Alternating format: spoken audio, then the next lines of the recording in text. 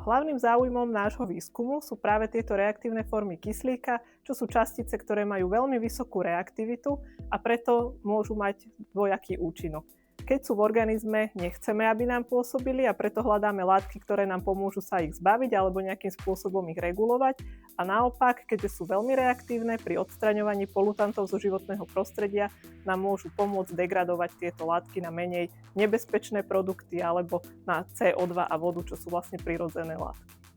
Jednou z takýchto látok, ktorý možno ľudia poznajú alebo bežne v domácnosti používajú, je peroxid vodíka. Táto látka je tiež veľmi reaktívna, ale my ju vieme napríklad využiť aj na čistenie odpadových vôd, keďže to má veľkú reaktivitu. Peroxid vodíka má každý z nás vo svojich bunkách a my ho vieme potom využiť prostredníctvom mechanizmov, buď na ničenie rakovinových buniek alebo na nejaké následné reakcie, ktoré potom študujeme.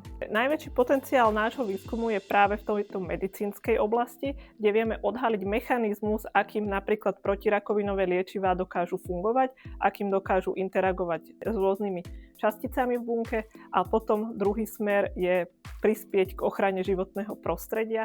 Ja by som každému povedala, že mu to prináša možnosť celý život sa niečo učiť a celý život sa tak povediac hrať, že môžu odhalovať tajomstvá prírody a netreba sa nechať odradiť tým, že je to ťažké. STU máme výborné prístroje, výbornú infraštruktúru a takisto sú to ľudia. Je to veľmi dobrý kolektív.